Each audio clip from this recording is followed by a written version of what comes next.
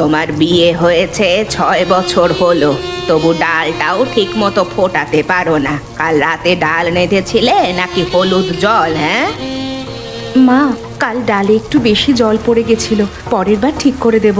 আপনি একটু বলে দিলে আমি শিখে নিতাম। আমি তো চেষ্টা করছি মা, একটু ভুল হয়ে যায় মাঝে মাঝে। 6 বছর ধরে চেষ্টা করছো? আমি যখন এই বাড়িতে বউ হয়ে এসেছিলাম 6 দিনের মধ্যে সব শিখে নিয়েছিলাম। আর তুমি আমার ছেলেটাকে ঠিক মতো খাওয়াতেও পারো না। লজ্জা করে না তোমার? আমি তোমার শাশুড়ি, আমাকে শ্রদ্ধা করতে শেখো আগে। রান্না তো পরের কথা। মা, আমি আপনাকে শ্রদ্ধা সত্যিই করি, কিন্তু আপনি যখন এভাবে চিৎকার করেন আমার ভয় লাগে। আমি এই বাড়ির বউ তো, পর তো নই। একটু ভালোবাসা পেলে আরো ভালো করে কাজ করতে পারবো। তুমি বাপের বাড়িতে গিয়ে ভালোবাসা নিও, আমার বাড়িতে কাজ করতে হবে, নইলে দরজা খোলা আছে, চলে যাও। এখন কবিতাকে ডাকো, ওর সাথেও আমার কথা আছে। ওই মেয়েটাও কম না। তোমরা 3জন মিলে আমার জীবনটাকে নষ্ট করছো। মা, কবিতা তো সকাল থেকে পুরো বাড়ির কাপড় কাচ্ছিল একা একা। আপনি কি একবারও ভেবে দেখেছেন মা, ও কতটা পরিশ্রম করে? তো আমি কি করব? কাজ তো করতেই হবে। তোমাদের এত আহ্লাদ কেন বুঝি না বাপু। যাও, কবিতাকে ডেকে পাঠাও। আর শোনো, কালকের মতো রান্নায় যদি আবার গোলমাল হয় তাহলে তোমাকেও ভাত খেতে দেব না, বুঝলে? নেহা, তুই কি কখনো ভেবেছিস যে আমাদের জীবনটা এমন হবে? আমি বিয়ের আগে তো ভাবতাম শ্বশুরবাড়ি মানে নতুন পরিবার, ভালোবাসা পাবো। কিন্তু এখানে তো আমি চাকরানির চেয়েও খারাপ। সারা দিন আমাকে শুধু গালি দেয়। দিদি, আমি তো মাত্র 1 বছর হলো এসেছি এই বাড়িতে, কিন্তু মনে হচ্ছে যেন 1 যুগ কেটে গেছে। সকালে উঠে কাজ, দুপুরে কাজ, রাতে কাজ, আর মাঝখানে মায়ের চিৎকার। গতকাল আমাকে বলেছেন আমি নাকি বেশি বেশি খাই। বেশি খাই মানে? তুই তো নতুন, আমি 3 বছর ধরে এই অবস্থায় আছি। আমার স্বামীকে বললাম, সে বলল মায়ের কথা শোনো। এখন তুই বল, এটা কি কোনো জীবন? দিদি, আমি একটা কথা বলি, আমার লোকটাও কিছু বলে না। এভাবে কতদিন সহ্য করব বলো তো? আমরা 3জনই একা একা ভুগছি। পূজাদি কোথায়? পূজাদি রান্নাঘর গোছাচ্ছে এখনো। দিদি সবচেয়ে বেশি সহ্য করে এই বাড়িতে, তবু দিদি কখনো ভেঙে পড়েনি। দিদি, আমি একটা কথা বলবো? গতকাল রাতে আমি খুব কেঁদেছিলাম। আমার মনে হচ্ছিল বাড়ি ছেড়ে চলে যাই। নেহা, এভাবে বলিস না, আমরা আছি, তুই একা নোস। তোমরা দুজন জেগে আছো, ভালো হয়েছে। আমি একটা কথা বলবো। আজকে মা আমাকে বলেছেন আমি 6 বছরে একটা সন্তান দিতে পারলাম না। পাড়ার লোকের সামনে এই কথাটা বলে মা আমার মন ভেঙে দিয়েছে আজকে। দিদি, তুমি কেঁদো না দয়া করে, আমরা আছি তোমার পাশে। আমি তো তোমাকে দেখে অবাক হই দিদি, তুমি কিভাবে এতদিন এভাবে টিকে আছো এই বাড়িতে। দিদি, পাড়ার লোকের মধ্যে কারা ছিল? মানে ওই পাশের বাড়ির কমলা কাকি? ওরা তো এমনিতেই আমাদেরকে নিয়ে কথা বলে। একদিন মা বুঝবেন, কিন্তু আমি আর পারছি না। আমি একটা সিদ্ধান্ত নিয়েছি। কি সিদ্ধান্ত দিদি? তুমি কি চলে যাবে একা একা? কোথায় যাবে? আমিও মাঝে মাঝে ভাবি, কিন্তু বাপের বাড়িতে গেলে লোকে কি বলবে? আমি ভেবেছি কবিতা, অনেক ভেবেছি। আমরা 3জন একসাথে যাব। আমরা 3জন মিলে একটা নতুন কিছু শুরু করতে চাই। বলো, তোমরা আমার সাথে আছো তো? দিদি, আমরা 3টে মেয়ে একা বাইরে থাকবো, লোকে কি বলবে? আর খাবোই বা কি? তুমি রান্না করতে পারো ভালো, কিন্তু রান্না করলেও তো নানান উপকরণ লাগে। কবিতা, ভয় আমারও লাগছে, কিন্তু তুই একটা কথা ভাব, এই ঘরে থেকে তুই কি সুখে আছিস? এটা কি কোনো জীবন? আমরা এমন একটা জায়গায় যাব যেখানে কেউ আমাদের অপমান করবে না। দিদি, আমি তোমার সাথে আছি। আমি আর এই ঘরে থাকতে পারবো না।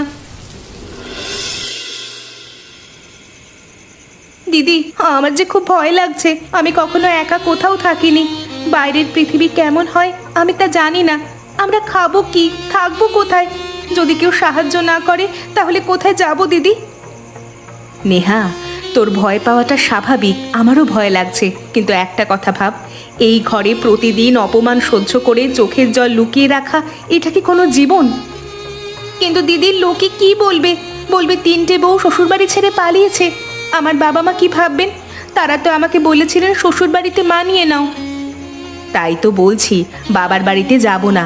আমরা 3জন নিজেরাই থাকবো, নিজেদের পায়ে দাঁড়াবো। গ্রামের বাইরে 3টে বড় গাছ আছে, মনে আছে? সেখানে আপাতত আশ্রয় নেব, তারপর কাজ খুঁজবো। তুই কি আমাকে বিশ্বাস করিস? করি দিদি, কিন্তু একটা কথা বলি, যদি রাতে কোনো অচেনা লোক আসে, আমরা 3টে মেয়ে, কে দেখবে আমাদের? নেহা, এতদিন কে দেখেছে আমাদের? এই ঘরে থেকেও তো কেউ দেখেনি।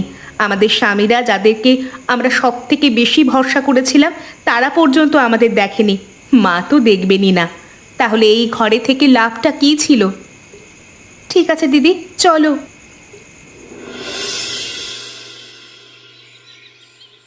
এটা কি হচ্ছে? কোথায় যাচ্ছ কি তোমরা? এটা কি নতুন নাটক তোমাদের? কোনো নাটক নয় মা। তাহলে তোমরা আমাকে ভয় দেখাচ্ছ নাকি? ভাবছো ঘর ছেড়ে গেলে আমি অসহায় হয়ে যাব? তোমাদের মতো বউ না হাজার হাজার পাওয়া যায়। যাও যাও, দেখি কত দূর যেতে পারো। 2 দিন পর পেটে টান লাগলে ঠিক ফিরে আসবে। মা, আমি 6 বছর আপনার সেবা করেছি, একটা দিনও অভিযোগ করিনি। আপনি আমাকে বন্ধা বলেছেন পাড়ার লোকেদের সামনে, তাই বাধ্য হয়ে আজ আমরা চলে যাচ্ছি মা। রাকেশ, তোর বউ কি বলছে শুনেছিস? তোর বউ আমাকে শেখাচ্ছে। আমি এই সংসারে 40 বছর ধরে চালাচ্ছি, আর আমার শাশুড়ি আমাকে কত কিছু বলতেন। আমি কি ঘর ছেড়ে গেছি নাকি? যা যা, বের হয়ে যা আমার বাড়ি থেকে, দেখি কতদিন বাইরে টিকতে পারিস। মা, আপনি যে কষ্ট পেয়েছেন সেই একই কষ্ট আমাদের দেওয়া কি ঠিক? আপনার শাশুড়ি ভুল করেছিলেন, আপনিও সেই একই ভুলের পুনরাবৃত্তি করছেন। তোরা আমাকে শেখাবি? হ্যাঁ, ঠিক আছে, যা যা যা, চলে যা। দেখি 2 দিন বাইরে থেকে তোদের কেমন লাগে। তারপর যখন ফিরে আসবি তখন জুতো মেরে উঠোনে দাঁড় করিয়ে রাখবো। মা, আমরা ফিরে আসবো না।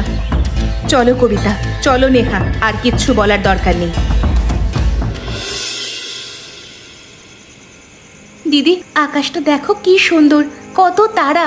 শ্বশুর বাড়িতে থাকতে আমরা সারাদিন, শুধু সারাদিন মাথা নিচু করে কাজ করেছি।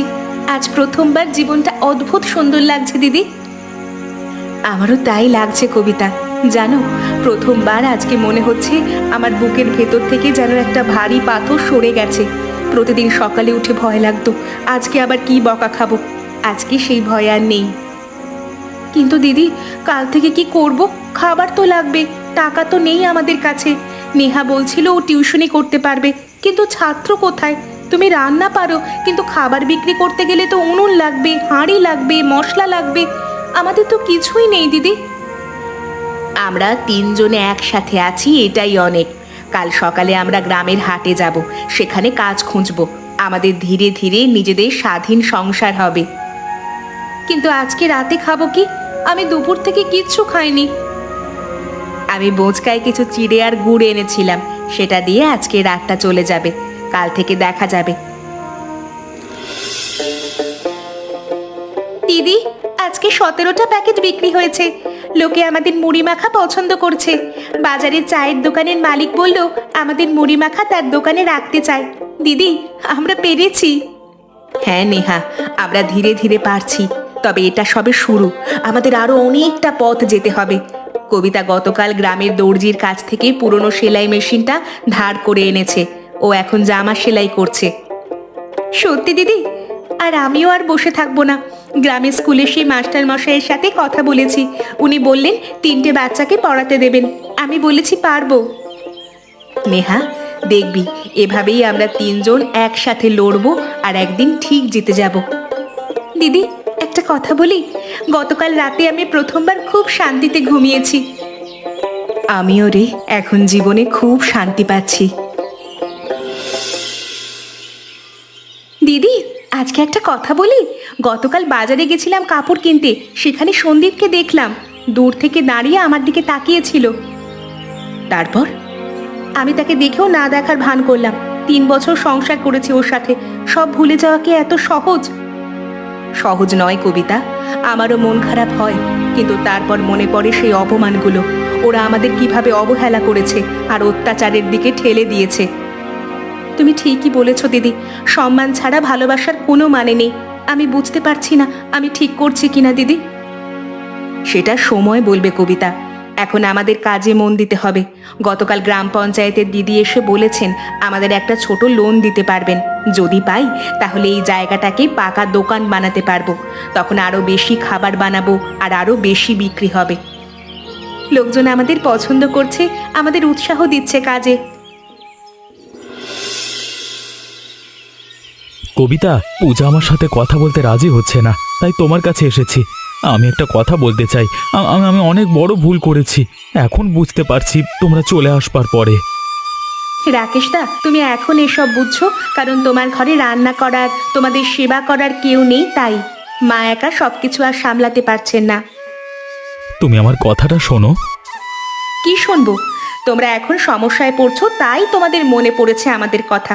যদি আমরা ফিরে যাই আবার সেই একই হবে। আমরা আর ফিরবো না রাকেশ দা। না কবিতা, এবার সত্যি বদলাবো আমরা। সন্দীপ আর মহেশ, আমরা তিনজন কথা বলেছি। আমরা মাকে বলেছি যে ওরা না ফিরলে আমরাও এই বাড়ি ছেড়ে দেব। রাকেশ দা, একটা কথা বলো তো, তুমি কি সত্যিই মাকে বলতে পারবে যে সে ভুল করেছে? কারণ তুমি আগেও অনেক কথা বলেছিলে। বিয়ের পর বলেছিলে পূজাদিকে কেউ কিচ্ছু বলবে না, কিন্তু 3 মাসও যায়নি, তুমি কিছুই করতে পারোনি। তুমি ঠিকই বলছো, আমি আগে ভুল করেছি, কিন্তু এ 6 মাসে আমি নিজে ঘরের সব কিছু করে বুঝেছি কতটা কঠিন এসব কাজ। পূজা একা এত কিছু করতো, আমি কোনো দিন তার পাশে দাঁড়াইনি, আর এই জন্য আমি লজ্জিত কবিতা। রাকেশ দা, আমি তোমাকে বিশ্বাস করতে চাই, কিন্তু দিদি সিদ্ধান্ত নেবে। আমরা 3 জন একসাথে এসেছি, একসাথেই সিদ্ধান্ত নেব। তুমি এখন যাও। পূজা, আমাকে কি একটু জল দেবে? অনেকটা পথ হেঁটে এসেছি, পা ব্যথা করছে। মা, আপনি? 6 বছর ধরে তুই আমার সেবা করেছিস, আমি তোকে কষ্ট ছাড়া আর যে কিছুই দিইনি। মা, মা বসুন আপনি, আমি জল দিচ্ছি। আপনি এতখানি পথ একা হেঁটে এসেছেন? আপনার তো হাঁটুতে ব্যথা। কেন এসেছেন মা? আপনার কষ্ট হয়েছে নিশ্চয়ই। বসুন বসুন, আপনি বিশ্রাম নিন একটু। দেখেছিস পূজা, আমি তোকে কত কষ্ট দিয়েছি, তবু তুই আমার কষ্টের কথা ভাবছিস। আমি তোকে বন্ধা বলেছিলাম পাড়ার লোকের সামনে। সেসব কথা এখন আর আলোচনা করে কি হবে মা? তখন অহংকার ছিল আমার, ভেবেছিলাম আমি শাশুড়ি, আমি যা বলবো তাই হবে। কিন্তু তোরা চলে যাবার পর আমি বুঝেছি আমি মা হতে পারিনি তোদের। মা, আপনার এই কথাগুলো শুনতে আমি 6 বছর অপেক্ষা করেছি। অবশেষে আজকে আপনি এসেছেন মা, কিন্তু এখন শুধু কথা বলে কিছু হবে না। আমাদের দেখতে হবে আপনি সত্যিই বদলেছেন কিনা। পূজা, তোরা চলে যাবার পরে আমি ধীরে ধীরে বুঝতে পেরেছি ওই সংসারে তোরা কত কিছু করেছিস।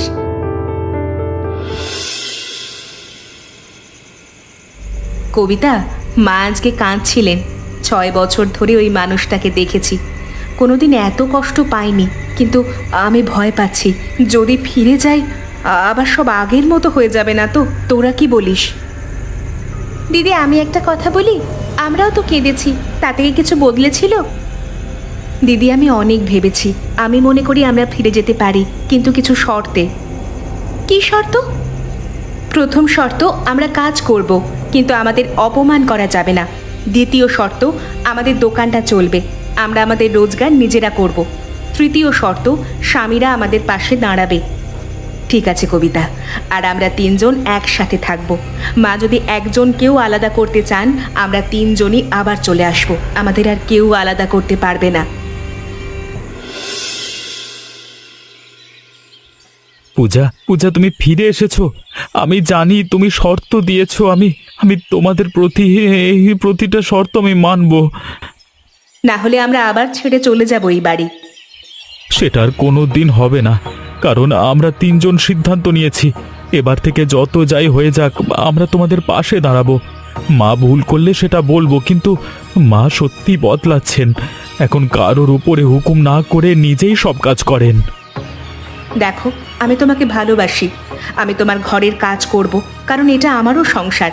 কিন্তু তোমাদের মনে রাখতে হবে যে আমি তোমাদের চাকরানি নই, আমার কথারও মূল্য আছে, আর আমাদের দোকানটা চলবে, তোমরা সাহায্য করবে। আমাকে আরেকটা সুযোগ দাও পূজা। ওই দোকানটা এখন থেকে শুধু তোমাদের দোকান নয়, আমাদের পারিবারিক দোকান। আমরা সবাই মিলে হাতে হাত লাগিয়ে ওই দোকানটাকে বড় করব। তুমি আরেকটা কথা বলো, সেদিন মা যখন আমাকে বন্ধা বলেছিলেন তুমি কোথায় ছিলে? তুমি তো সব শুনেছিলে, তবু কিচ্ছু বলনি। সেই অপরাধটাই আমাকে প্রতিদিন কষ্ট দেয়। তুমি যদি সেদিন মাথা উঁচু করে কথা বলতে, তাহলে হয়তো আমাকে ঘর ছাড়তে হতো না, এই 6 মাস গাছের নিচে কাটাতেও হতো না। পূজা, আমি জানি সেটা আমার সবচেয়ে বড় ভুল ছিল। কিসের ভুল? আসলে আমি ভয় পেয়েছিলাম, কিন্তু এখন বুঝেছি ভয় পেতে গিয়ে আমরা তোমাদের হারিয়েছি। আমি যে বদলে গেছি সেই বিশ্বাস আমি ফিরিয়ে আনবো পূজা। শুধু শুধু আমাকে একটু সময় দাও। ঠিক আছে, সময় দিচ্ছি, তুমি নিজেকে প্রমাণ করো।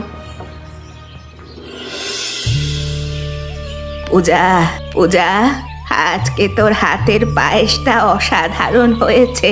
সত্যি বলছি, আমি 40 বছর ধরে পায়েস বানাই, কিন্তু তোর মতো এত সুন্দর হয় না কোনো দিন।